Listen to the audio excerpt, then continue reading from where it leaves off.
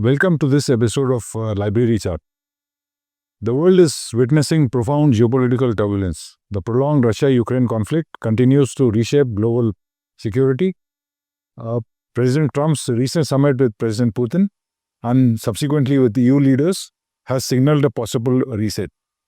India itself is facing unprecedented sanctions, unprecedented pressure from US sanctions. These developments raise critical questions about India's strategic space, economic resilience, and security preparedness. To discuss the way ahead for India, we are joined today by two eminent voices: Director Vivekananda International Foundation, Dr. Arvind Gupta, a foremost authority on geopolitics and national security, and General Sawhney, Center Head, Vivekananda International Foundation, and one of India's most respected military strategists. To both of you, I'll ask this question. Against this backdrop of this continuing Russia-Ukraine war, how do you see India's balancing act between the Russia and the West on its own national interest? And just to continue, sir, the US sanctions, as I mentioned, on India mark a new phase of pressure. How should India calibrate its response? Should it push back, diversify, or engage more deeply in negotiations? I'll start with you, Doctor. So thank you very much for this opportunity to discuss Russia-Ukraine war and its implications for India. We are seeing that there is some movement on Russia-Ukraine front, but whether it will lead to a conclusion of the war is still not very clear. And I think people are keeping their fingers crossed because the issue is very deep-rooted and not easy resolution is not likely. Coming to India, India is in a very difficult space right now. We have become, in a way, we've got in the crossfires. The Russia-Ukraine war is not our war. It is not caused by anything to do with India. It's actually a European war, in which US is also involved. But it has had a global impact. And Mr. Trump, for the reasons best known to him. So Russia-Ukraine war has had a adverse impact on India. We are in a difficult situation. Mr. Trump has singled out India for buying Russian oil and imposed 25% sanctions. He has left out the Chinese, who are buying even much larger quantities of oil. So there's no easy way out for India. But in my opinion, I think this is not just about oil. It is about bullying. It is about India maintaining its strategic autonomy. It is about India standing up to pressures. So while we will certainly have adverse impact on our economy and on our exports, etc., but I think this is not a time to buckle down, and we must stand firm and deal with the situation as we go along. And it is quite possible that if Russia-Ukraine war comes to some kind of a settlement, though that is difficult, the situation might ease. Another possibility is that once Trump recognizes that it is actually the Americans who will start paying more for the goods that are imported from India, that may have an impact. He may even undo these 25% sanctions. So right now, I think it's all quite uncertain, but we must stand our ground. And I think it's very important for Trump to realize that if India stops buying the Russian oil, it will lead to increase in the oil prices globally, which will also impact the American consumer also. So once he realizes that, maybe there would be some rethink. So I think we should stand firm. General Sawhney? Yeah, I think very correctly brought out by the director that what is happening today against India is a collateral damage. It's a war which we had no role in starting. And in any case, we have been trying from the very beginning of this confrontation to bring it to to get a ceasefire, to let both the parties decide something outside the battlefield. But now, somehow or the other, there is a frustration which has kept in with the change of power in America, as was brought out by director. that Mr. Trump promised his electorate that he would be able to end this complex conflict immediately on taking over within 24 hours. So that is where the problem has arisen. He didn't understand the complexities of the whole issue and the problems due to which this conflict started. So the net result is today, despite all the efforts, this is not stopping. And oversimplification by him again has cost a lot. So at the moment, when he wants to pressurize Russia, you find that he doesn't have very many things to pressurize them on. So somehow or the other, they have invented this particular boogie that it is because we in India are buying oil from them, and that is the one which is somebody very stupidly termed this as profiteering. It is something which crude which is being bought by us, refined and being sold back. And as was director said, it is also helping in stabilizing the rates of the oil, which would have gone very much up. And once again, which was confirmed by the previous American ambassador to India, this was done with close cooperation with America. They actually not only gave us a go ahead with it, they almost encouraged it. So now it has become something on which he wants to penalize, which is grossly unfair. And I think he has, in this process, the relationship which was built up painstakingly by at least three presidents before him and the Indians in 25 years is now in jeopardy. Dr. Gupta, post Trump-Putin summit, Prime Minister Modi has had a conversation with President Putin.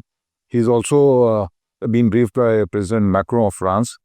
Our own foreign minister has traveled to Moscow, where he made the statement that we are perplexed by the US sanctions. India has also signed terms of reference with Eurasian Economic Union, an almost $6 trillion economy. How do you see India balancing or coming out of this crisis? Can you decipher it for our viewers, the possible way ahead, sir? So you see, what we are seeing is a rebalancing which is taking place, geopolitical rebalancing which is taking place in the world. So every country is hedging, every country is trying to protect its interests. Globalization is gone, protectionism is gone, and is coming back.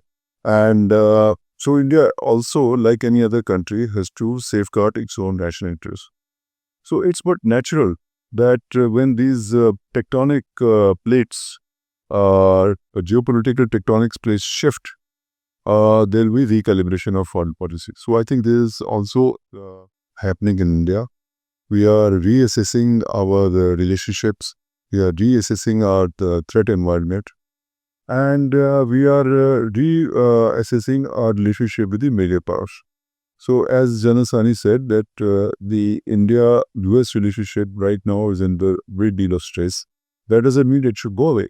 We'll probably have to rebuild it because it's a very important relationship. But at the same time, with China, with Russia, we are also now recalibrating our policies and trying to find how to move forward. So all this flurry of diplomatic activities that you mentioned points to that.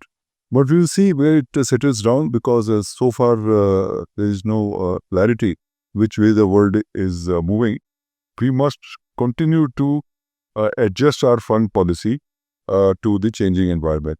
But one good thing that we have is that today we are in a much better shape to do that readjustment. We are, as you said, the fourth largest economy. We are also the fastest growing economy, and we have a very strong relationship with most countries.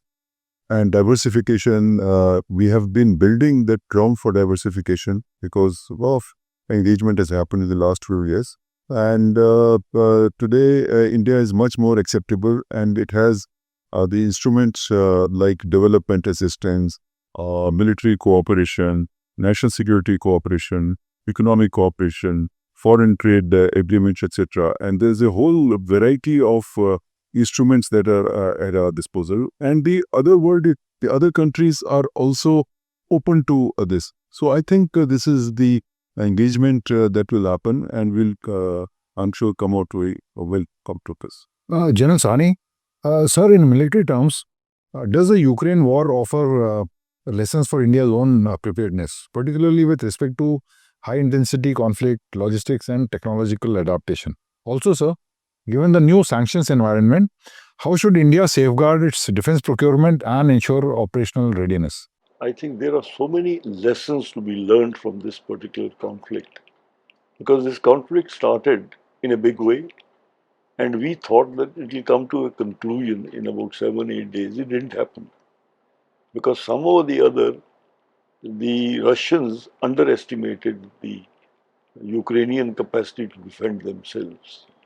So they had to change their tactics. So we have to see as to how, when you start an operation, you should be prepared for all the contingencies, which ultimately the adjustment comes in. So that is one particular lesson which has come in. And another lesson which has come in is that asymmetry actually is not something which is uh, which can make the powerful country roll you over. So that gives you a lot of confidence because when you are confronting a power which is much superior to you, you can hold your own. That is one particular point. But the second point which has come in is that the conventional arms which were used originally, starting off with the armor and the air force, ultimately tend to get bogged down. And there is now the requirement of using technology to its best advantage. So this is one area which requires to be gone into in a very, very detailed fashion as to how the technology has changed the very concept of the war itself, how the drones have come in. Now the air power itself, its definition has been changed. At one time, we only thought that the missiles and the what do you call aircrafts were the predominant weapons as far as the airspace was concerned. But drones, a cheaper what do you call alternative, but a very, very lethal what do you call component of the air warfare has come in, to its own. And second point, which is coming out very vividly, is that the battlefield itself has become a experimental field where innovations are taking place, which is absolutely stunning. That is also which has got to be learnt and seen. And another thing which we have to look into it, that there are no front lines.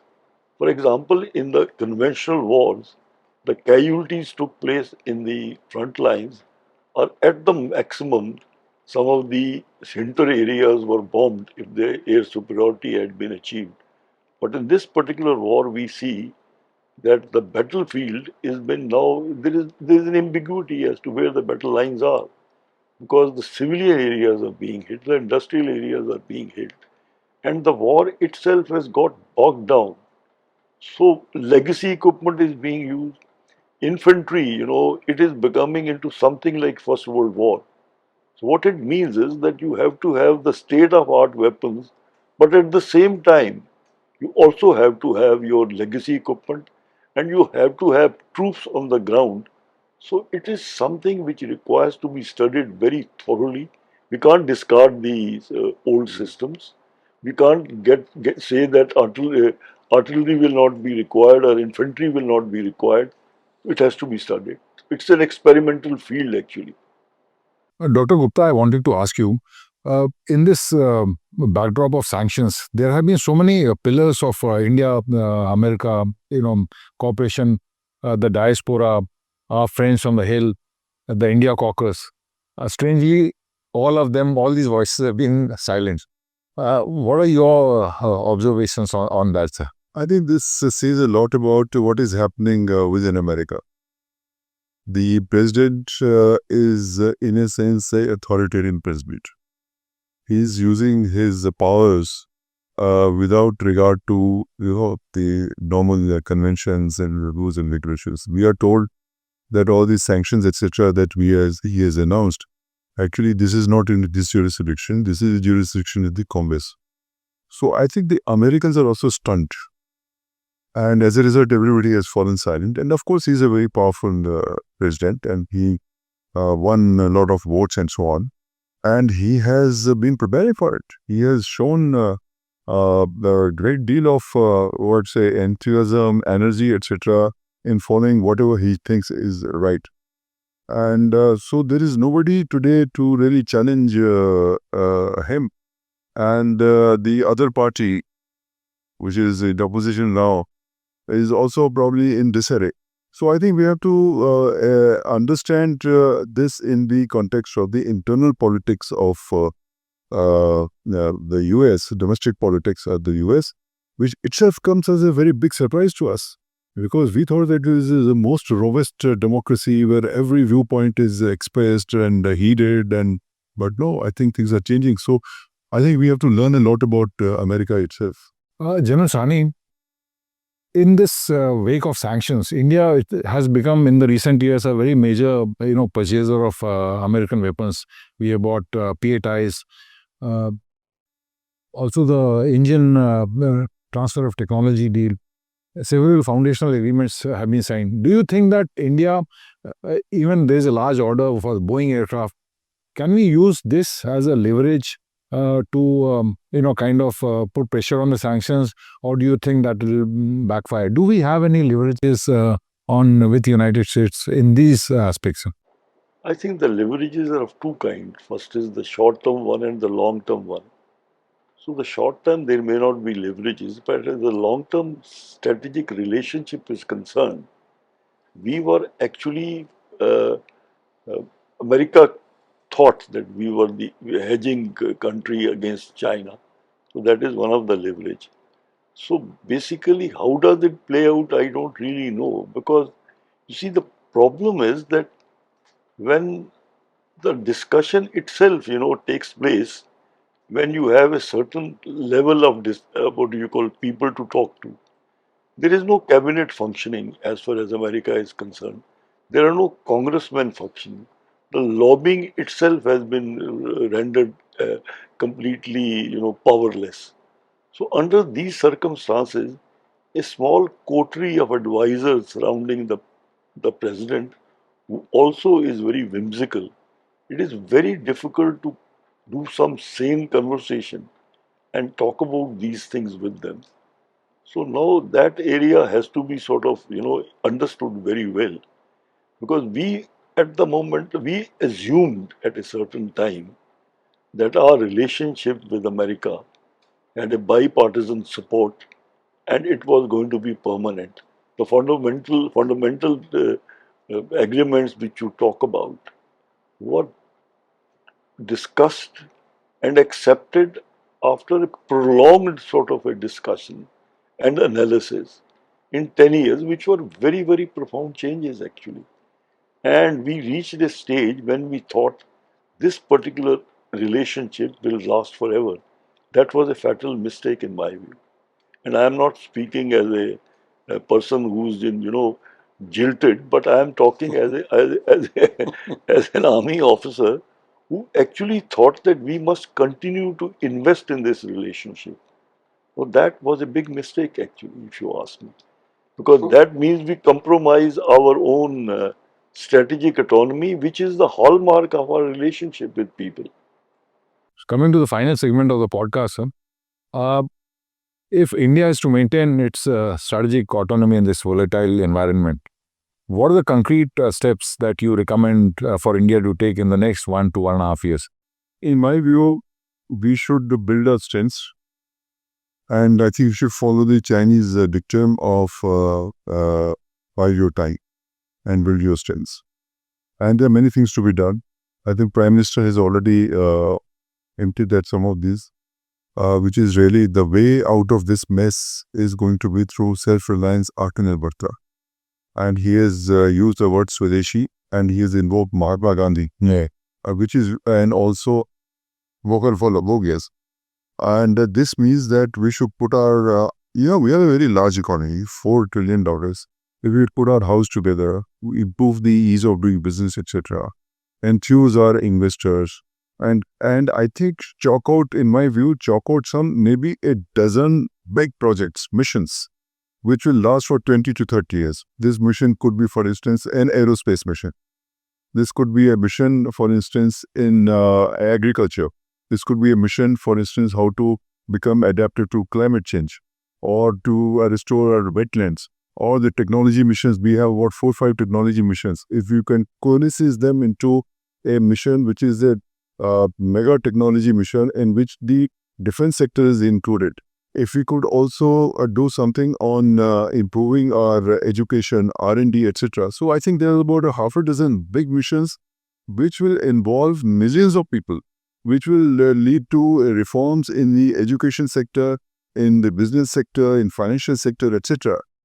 I think consolidation of various reforms. We are a nation of reforms right now. So many reforms that are happening. But if you can consolidate them under a strategic vision to make India rising, I think we will be able to handle this, because we are not a inconsequential economy or a country today. Just to put it all together. This has, I think, given us a wake-up call. You cannot become a military power unless you indigenously produce the weapon systems and you have a joint integration. We, somehow or the other, I think, and I think our generation also was guilty. We got seduced by the weapon systems which were being sold on the shop window.